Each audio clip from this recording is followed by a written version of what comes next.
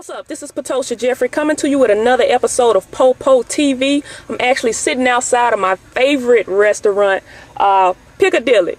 I know you're probably shocked to hear that, but yeah, I'm a meat and vegetables kind of girl.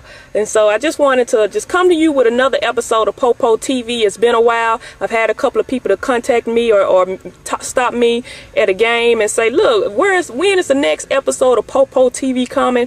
And hey, here it is. I want to give you just some insight of where I've been, what's going on in Memphis girls basketball.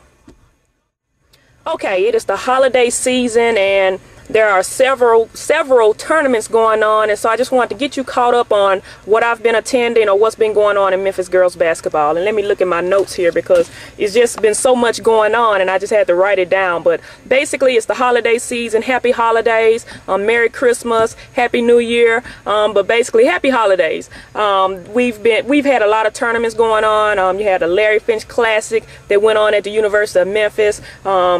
In the middle of the Collierville tournament, their Dragonfire Invitational tournament.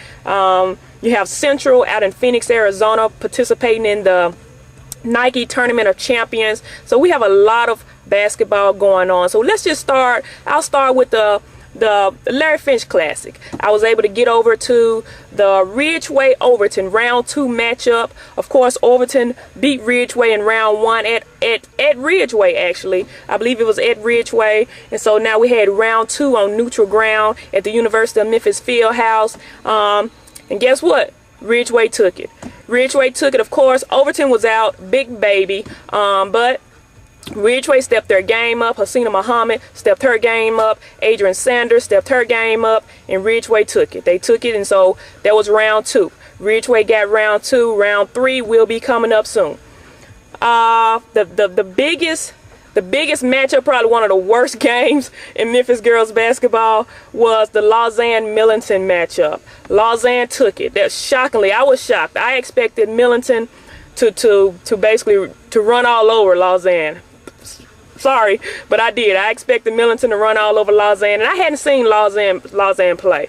But I know they have Lauren Avant, but still, I just thought Lausanne would be small, too small, or whatever. But hey, that's why we have basketball. That's why we have games to see, because you still have to show up and play. So don't be mad at me now. Don't be mad at me. I know Lausanne has Lauren Avant, but hey, I had been to a couple of Millington games, and I just thought Millington would put it on. But like I said, that was probably one of the worst played games. It was very, very sloppy, very, very slow. Basically, Latissa for Millington tried to get it going for Millington in the first quarter. I can't really remember, but I believe Millington was leading the first quarter of the game. But basically, she didn't have any help. Olivia Maddox was out of the game, having knee issues. Jasmine Newsman had one of the worst games, I believe. That was one of the worst games I've seen her play. She had one of the worst games of the season. And so basically Lausanne took advantage of it. Lauren Avant came alive in the second half. And they basically took it. Millington tried to get Ashley Robinson involved in the second half of the game, and it wasn't really happening. Lausanne basically just took it in the second half of the game. But Millington did have they did dominate in a tournament in Missouri that they were attending. I can't remember the name of it, the Heart Fest or something with a Heartland or something. They did take care of business out there and represent Memphis very well. So now at this time we have Central playing in a tournament, Nike Tournament of Champions out in Phoenix. They're doing very well. I mean, they're getting a lot of exposure. ESPN Hoop Girls were at their game. I believe their second game. They won their first game. Their second game was against the number 12 ranked Whitney Young out of Chicago. They're 12th ranked in the ESPN Fab 50, 17 ranked in USA Today. USA Today's ranking, and Central took it at them. I watched the game over the internet. Central took it at them. The first quarter, Central was on. Central was killing them. I believe they had them up 17-9. I believe it was 17-9 into the first quarter. Second quarter, I don't know what happened to Central. Second quarter, Central couldn't get anything going on offense. I don't know what happened. And so they went into the halftime down by 2 points. I was not able to watch the second half of the game, but I heard there was a questionable call. I believe Central was up, no time left on the clock or something like that. Had a foul called against them, and Whitney Young won by 1. But there was an awesome article out on ESPN hoopgirls.com or just hoopgirls.com about the game, and Memphis is getting a lot of recognition off of that. Central is definitely representing Memphis nationally. Now we have Collierville tournament, the Dragonfire Invitational tournament. You got another University of Tennessee signee visiting Memphis, Kamiko Williams from Clarksville Northeast, I believe that's the name of the team. Clarksville Northeast. She did damage to St. Benedict. I believe it was 29 points, but guess who won? St. Benedict. St. Benedict looked good. I was not expecting that from St. Benedict. That was my first game to see them, but St. Benedict is definitely a team. They don't really have a star on the team that I know of. I didn't see a star. They're not the prettiest team, not the fanciest team, not the most athletic team, but they did what they had to do.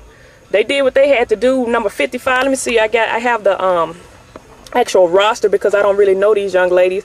55, Allison Holtz did damage on the boards. I saw the first half of the game. Allison Holtz was doing damage on the boards. Number 55. Number 40, Ashley Manifico, I believe that's how you say that. Number 40 for St. Benedict was doing damage. She'll get the rebound on one end of the court and dribble all the way to the other end of the court and lay the ball up. So they actually beat the Kamiko Williams led Clarksville Northeast, I believe, team. So now they will be playing Millington in a championship. Millington played, who did Millington play? Millington played Houston. Millington played Houston in the semifinal game. I thought Sarah Watkins for Houston put on a shooting clinic in that first quarter. She had eight of the team's 10 points. I mean, she loves that elbow area, and she did some damage. I mean, Millington couldn't do anything. Millington basically their defensive setup had their smaller guards trying to guard her, and so they basically threw the ball over their heads, and she just turned around and made the shots. But basically, Millington made an adjustment, put Ashley Robinson on her, which put a big body on her, longer arms, and she had to work for those points. She ended up with, I believe, 21 points, but she had to work for it for the rest of the game.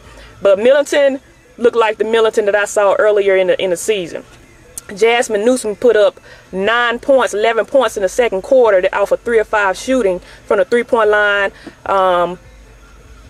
What else did they do? Oh, number 20. Oh, Michelle Brown.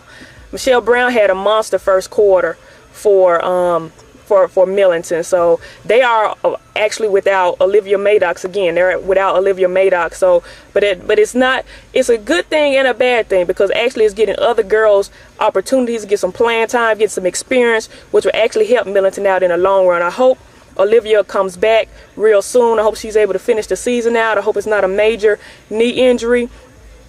But Millington looks very good. Tonight is the championship, St. Benedict against Millington. I'm not going to be able to speak about it on popoTV right now. Maybe I have a report on it later. But Millington is looking very good right now. Central's looking good. You got St. Benedict coming up looking good. Oh, Collierville. Collierville is not a bad team. One of the highlights of the team is Nia Gregory, junior point guard. And she be killing. She be killing. I love the way this young lady's play, full of energy. She kind of has like a split personality like I did when I played high school ball. Just real smiling, very, very fun. Seems like she's a fun young lady to be around off the court. But when she's on the court, it's time for business. It is time for business. So, hey, that's my report for popoTV. It's kind of went a little extended, but that's the report for this episode of popoTV. Happy holidays, happy new year, and we got a lot in store for Memphis girls basketball in 09. So, continue to visit Memphis girls basketball. This is Patosha Jeffrey, the girls basketball trainer, also known as Popo. Take care.